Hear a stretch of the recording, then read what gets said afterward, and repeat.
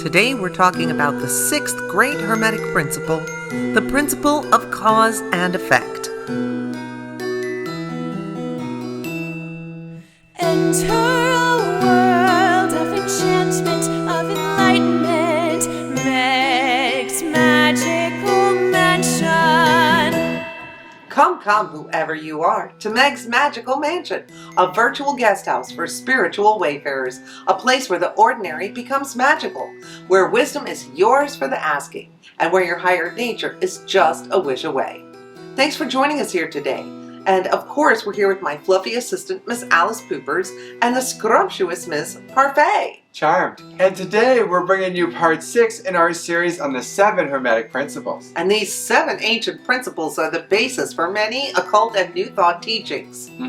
And these have been passed down since ancient times by the great master of masters, Hermes Trismegistus. And finally compiled into this little tiny book called the Kybalion in 1908. We've talked in depth about the first 5 principles, and Meg's already started a playlist of all those episodes, so make sure you check them out. And today we are taking on the 6th principle. Can you believe No. we made it this far? I can't. Okay, well, get ready. It's the principle of cause and effect. Oh, I love this one. Huh? Well, this principle states that every cause has its effect and every effect has its cause. Everything happens according to law. Chance is just a name for a law we don't recognize. There are many planes of causation, but nothing escapes the law. Okay, don't say anything about my ex here, okay? Okay, this is the principle that explains why nothing ever just happens. Yes, exactly. There is no such thing as chance. And the higher planes of cause and effect dominate the lower ones, but nothing can ever fully escape this law. It just reminds me of a Dragnet episode. Why do you remind me of a Dragnet episode? Thanks, girl. Well, today we're going to learn how Hermetic masters rise up to the higher planes of cause and effect, where they actually become the causers. And the effects they create can carry others along, and those others have to obey the environment and the will and desires of those who are stronger than they are. Great masters become movers, not pawns in the great game of life. So, do you want to learn the secrets of the great Hermetic masters? How to use the causation of the higher planes to help you rule here on this plane? Then keep watching to learn more about how you can use this principle rather than becoming its tool. The 6th great Hermetic principle, the principle of cause and effect, teaches us that the universe is a place of law and order. There is no such thing as chance. Chance really means we have encountered a situation for which we don't know and understand the law. The law exists and created what you are calling chance. You are just blissfully ignorant of that law. But the law applies to you, whether you know of its existence or not. We always hear the saying, ignorance of the law is no excuse. So, for example, if you were traveling in a foreign land and you broke some law that you didn't even know existed in this foreign land, you can still be held responsible. All scientific thinking, both ancient and modern, is based on this concept of cause and effect. If you stop and think about it, it becomes pretty obvious that chance really does not exist. According to Webster's dictionary, chance is an event that happens, falls out, or takes place without being contrived, intended, expected, or foreseen. The effect of an unknown cause, or the unusual or unexplained effect of a known cause. Accident, causality, fortuitous event. Even Webster seemed to get it, that chance is really just an event that happened to us which we didn't expect. And on top of that, we don't know why it happened to us. It happened because of universal laws. Laws that most humans are just not developed enough to be aware of. Just imagine if there was something out there that was acting outside the law, order, and continuity of the universal all. For something like that to exist outside of the laws of the universe, it would have to be superior to the universal mind. So that's just not possible for something to exist outside of the law except the all. The all is the law in itself. The mere existence of such a thing would make all other universal laws useless and ineffective, and would send the universe into chaos and complete disorder. So chance is just an expression we use for those situations that defy our limited reasoning. But that doesn't mean that there is no reason. We just don't understand it. I personally don't understand why my car runs or what makes it work, but I know if I put gas into it or plug it in, I can drive it around. I don't have the level of understanding a mechanic or an engineer does about what makes a car go. I just put the gas in and drive. But let's also think about things like cards, dice, and games of quote-unquote chance. Are these things random? Is there really anything called luck? Dice follow the same rules of gravity everything else does.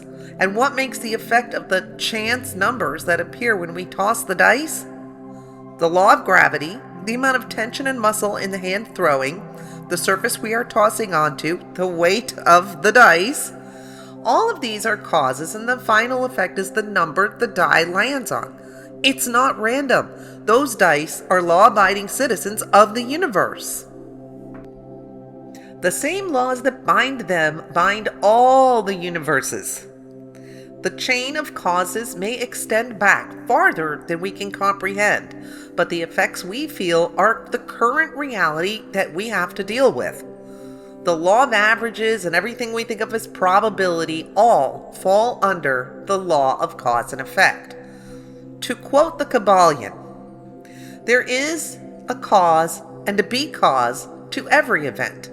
Nothing ever happens without a cause, or rather, a chain of causes. And we must be aware that no one thing ever causes another thing. It's important to set the nouns aside and think of these as events, not things. Cause and effect deals with events, something that comes or happens or arrives. No event creates another event. Each event is a link in the big giant chain of events flowing down from the universe. An orderly cascading chain of events that flows from the creative energy of the universal all. These events have a continuity and a flow. There is a relationship between everything that has gone before and is yet to come. A continuity. The Kabbalion uses the metaphor of the family tree. Just as a man has 2 parents and 4 grandparents and 8 great-grandparents and 16 great-great-grandparents and so on until when, say, 40 generations are calculated, the number of ancestors would run into the millions.